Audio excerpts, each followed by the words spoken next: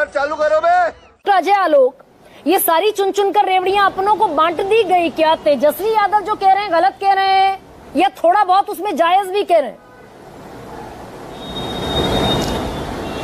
गरिमा जी, आपका डिबेट बड़ा moral issue पे। आपने कहा भी नैतिकता कहाँ गई इस सरकार की, क्या वही सब होते हुए दिख रहा है? मॉरलिस्टिक डिबेट है।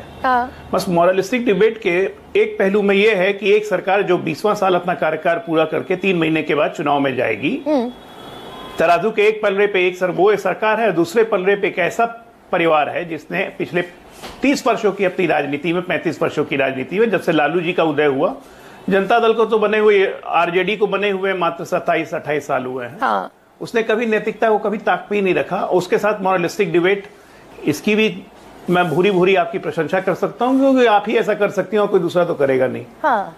ये तर्क, इस तर्क को आप ही तर्क संगत बना सकती थी। देखिए, 2-3 बातें बहुत साफ है। हम यहाँ एक कोalition सरकार चला रहे हैं। मुख्यमंत्री जी नीतीश कुमार है। ये आयोग कोई कॉन्स्टिट्यूशनल बॉडीज नहीं है। जिस दिन मुख्यमंत्री इस्तीफा देंगे, नई सरकार का गठन होगा, ये आयोग स्वतः समाप्त हो जाएंगे। तो इस पूरे आयोग की अवधि है मात्र 3 से 3.5 महीने, मतलब 22 नवंबर आज की तारीख से लेके। लेकिन इन 3.5 महीने में भी अगर डॉक्टर अजय आलोक, मैंने अब बीच में नहीं, आपका ये प्रॉब्लम आपके साथ यही है, आप सुन ही नहीं सकती हैं। मतलब कुछ दिक्कत है, 20 सेकंड बोला नहीं कि चलिए दिक्कत आइडेंटिफाई कीजिए ना। डॉक्टर है आप तो, डॉक्टर अजय आलोक आप तो डॉक्टर हैं, मैं प्रॉब्लम पे आ रहा हूँ, नहीं करके आ रहा हूँ मैं। अरे तो डॉक्टर होने के नाते आगे भी हूँ, आइडेंटिफाई कर लीजिए। कहिए ना अपना, अपनी बात सुनिए ना। प्रॉब्लम आइडेंटिफाई कर रहा हूँ, उसी पे मैं उसी पे जा रहा हूँ। ये जो सबसे पहला शब्द आया जवाई क्लब, ये जानती है कहां से आया? हम और आप डिबेट करते थे झारखंड चुनाव, याद है आपको? उस वक्त होता था कि जवाई गांव बसाए जा रहे हैं, जवाई गांव बसाए जा रहे हैं, रोहिंग्या की शादी आदिवासियों से, वहां से ये जवाई गांव से जवाई क्लब आया। जवाई क्लब को फिर मॉडिफाई किया गया, क्योंकि लगा था अरे तो झारखंड पे बैकफायर कर जाएगा। तो उसको मॉडिफाई करके कर दिया गया दामाद क्लब, कि दामाद आयोग भी बना दीजिए। जवाई और दामाद में अंतर क्या हुआ भाई?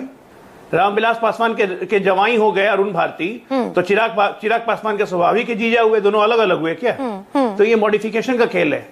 क्यों मॉडिफिकेशन? क्योंकि ये बैकफायर करेगा झारखंड पे, जवाई गांव पे। पहली बात।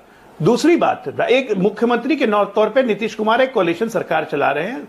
तमाम घटक दलों की तरफ से था कि भाई आयोग के पद खाली हैं, भरिए। और सब आयोगों को, सब घटक दलों को उनकी क्षमता के हिसाब से बताया गया कि आपको ये पद दिया गया है, आपको जिसका नाम भेजना है भेज दीजिए। ठीक है। चिराग पासवान ने अपने जीजा जी का नाम भेजा, जीतन राम मांझी जी ने अपने दामाद का नाम भेजा, मृणाल पासवान का नाम बीजेपी ने भेजा, जेडीयू ने अपने कोटे से किसी को भेजा, मुख्यमंत्री जी ने सम्मिलित कर दिया। बवाल मचाने की क्या जरूरत है भाई? नहीं, बवाल इस पर होना नहीं। बवाल तो डॉक्टर अजय आलोक जिस संगठन को आप नहीं, अब सुनिए ना, अब सुनिए, मैं कंक्लूड करता हूँ, फिर बवाल करेंगे। मैं फिर मान लेती हूँ आपकी बात, और फिर भी आप कहेंगे दिक्कत मुझ में, पर खैर 10 सेकंड, बस 15 सेकंड, बस 15 सेकंड में कंक्लूड करूंगा, फिर हमारा बवाल करते रहेंगे। देखिए, बिहार को देखने की आदत हो गई थी ससुराल राज। स से साधु, सु से सुभाष, रा से रबड़ी, लव से लालू। सुभाष राज और साला आयोग। साला आयोग ही तय करता था। अरे जितने आयोग अभी बने हैं ना, उसमें आधे आयोग तो थे ही नहीं लालू राज में। न सवर्ण आयोग था, न अति पिछड़ा आयोग था, कुछ नहीं था। इसकी चिंता ही नहीं करती थी, क्योंकि एग्जिस्ट ही नहीं करते थे। ये तो नीतीश राज में आने के बाद ये सब आयोग बने। तो जब साला आयोग चलाने की आदत हो और ससुराल के शासन को करने की आदत हो, तो माननीय तेजू बाबा को अपने पिताजी से पूछ लेना चाहिए, पापा क्या ये सवाल जायज है बिहार की जनता की नजरों में? क्योंकि उनको तो पता नहीं होगा उस वक्त कि ससुराल के शासन किसको कहते थे, असाला उद्योग किसको कहते थे। सुबोध जी बैठे हुए हैं मेरे जूनियर है स्कूल में, बहुत अच्छी तरह जानते थे, हम लोग यही चर्चा करते थे स्कूल में। तो इसीलिए सुबोध जी भी जानते हैं, मैं भी जानता हूँ। अभिषेक तो 10 साल छोटे हो, तब भी थोड़ा बहुत याद होगा। चलिए, अब ये वो जो 20 साल पहले, वगैरह से वो जो 20 साल पहले 15 साल का शासन था, यानी कि तकरीबन हम 30-35 साल पुरानी बात तो कर गए। अब सर ये बताइए डॉक्टर अजय आलोक, कि आरएसएस का भी कोई कोटा नहीं? सुनिए ना, क्यों नहीं जाएंगे? एकदम कहिए भाई, दम ठोक कर कहिए, डंके की चोट पर कहिए। पर आरएसएस का भी क्या राजनीतिक जमात में राजनीतिक पदों पर कोटा है? ये भी डॉक्टर अजय आलोक आज दम ठोक कर कह दीजिए कि आरएसएस का भी कोटा चलता है, जिसके तहत सायन कुणाल को बाकायदा पद नियुक्ति दी गई। आपके मंत्री कह रहे हैं आरएसएस का कोटा है, उससे हुआ। अच्छा, अब मैं जवाब देता हूं। राष्ट्रीय स्वयंसेवक संघ किसी भी सरकार में किसी तरह का कोई हस्तक्षेप नहीं करता है। तो अशोक चौधरी झूठ बोल रहे हैं फिर? अशोक चौधरी जी गलत कह रहे हैं। एक लाइन की बात है। हाँ। और आपको लगता है कि आरएसएस का कोटा नीतीश कुमार जी मानेंगे? हाँ। आरएसएस का कोटा नीतीश कुमार जी मानेंगे? नीतीश कुमार की कद का और पद का इतना मतलब नहीं करना चाहिए। मैं I am thankful to you doctor Ajay Alok. Ashok Chaudhary जो बिहार सरकार में मंत्री हैं वो गलत बोल रहे हैं, इसका मतलब ये आपने ऑन एयर कह दिया। ये दूसरा बयान पर जवाब दे दीजिए फिर। बिल्कुल गलत कह रहे हैं। ठीक है, अशोक चौधरी गलत कह रहे हैं। अभी अभिषेक झा बैठे हुए हैं, दूसरा बयान भी उनका आया है क्योंकि जेडीयू के राष्ट्रीय कार्यकारी अध्यक्ष संजय झा की 2 बेटियों की नियुक्ति एक दिन हो गई, विधि मंत्रालय के हस्तक्षेप के बगैर नहीं हो सकती थी। वो कह रहे हैं कि बाप ने अगर क्वालिफाइड बेटियों को पुश कर दिया तो बाप का पुश करना कोई अपराध थोड़ी हो गया। कितने क्वालिफाइड बेटियों को बाप पुश कर पा रहे हैं? संजय झा ना होते या विनोद झा होते पुश कर पाते क्या? गरिमा जी नहीं, गरिमा जी आप बिल्कुल सही करिए, लेकिन बात बेटियों की थोड़ी संवेदना के साथ होनी चाहिए। इन बेटियों के बारे में थोड़ा मैं व्याख्या कर दूं।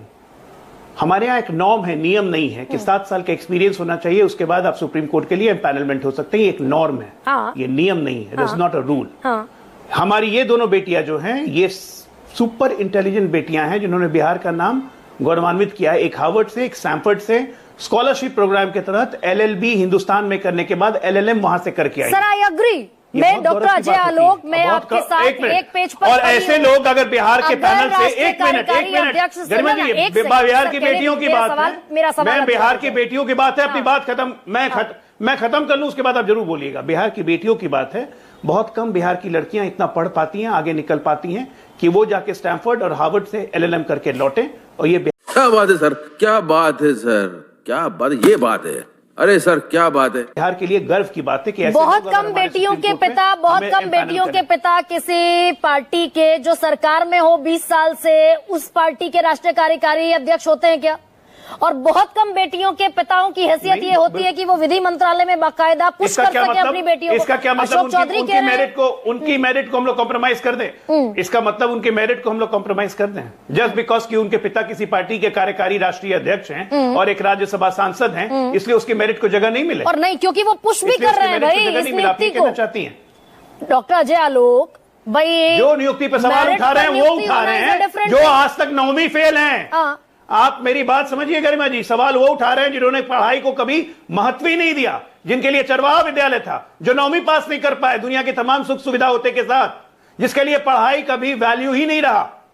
वो आदमी एक एजुकेशन पे सवाल उठा रहा है, लगातार उठा रहा है और हम लोग उस पर डिबेट कर रहे हैं। तो छिपाने की जरूरत क्यों पड़ी फिर डीके सिंह की? नहीं है इसका क्वेश्चन ऑफ मेरिट। नहीं मेरिटोक्रेसी पे, और मैंने जो सवाल आपसे पूछा सर, अगर मेरिट का सवाल होता, जवाब देने दीजिए। नहीं मैं आऊंगी सुबोध मेहता, एक सेकंड।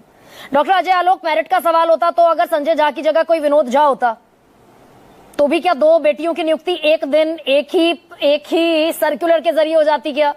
पर खैर उस सवाल पर अब आपने जवाब दे दिया। लेकिन आप आज तक देखिए, मैं गरिमा जी, मैं जेडीयू में रहा हुआ हूं और मैं नीतीश कुमार की कार्यप्रणाली को जानता हूं।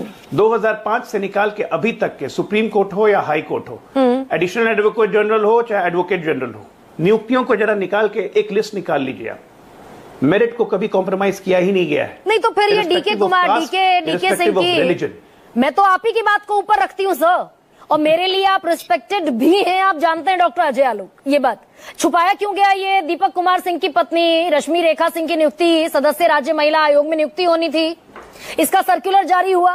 सारे सदस्य जितने भी इसमें चुने गए, जिन्हें नियुक्त किया गया पदों पर, सबका एड्रेस है, सबके हस्बैंड्स का नाम है सिवाय रश्मि रेखा सिंह के। उनके पिता का नाम है, एड्रेस गायब है नोटिफिकेशन। इसका मुझे सिर्फ एक कारण दिखता है कि रश्मि रेखा सिंह ने अपनी जो रिज्यूमे भेजी होगी उसमें पति का नाम न मेंशन करके अपने पिता का नाम दिया होगा और पता छिपा गई होंगी वो। भाई ये तो नॉर्म है कि नोटिफिकेशन में एड्रेस मेंशन होगा। सरकार छुपाने का एक मिनट, कोई किसी की पत्नी है, कोई किसी का पति है, तो किसी के छुपाए नहीं छुपता है ना? तो अपना जो रिज्यूमे भेजेंगे सरकार ने उसी हिसाब से नोटिफिकेशन निकाला होगा। अब इस पे भी सवाल, इस पे भी बखेरा तो चीफ सेक्रेटरी की पत्नियां नियुक्त हो जाएंगी। लेकिन मैं आपको बता दूं, रश्मि रेखा सिन्हा को के बारे में बता देता हूं, उनके बारे में बता देता हूं कि वो एक एजुकेशनिस्ट रही हुई हैं। वो 35 सालों से एजुकेशन के क्षेत्र में ही काम कर रही हैं। पटना के इन कॉलेज में प्रोफेसर भी हैं, उनका अच्छा करियर है, और एक एजुकेशनिस्ट के तहत अगर वो महिला आयोग में गई हैं तो इस नियुक्ति को भी मैं अच्छी नियुक्ति मानता हूं। नहीं, स्थायी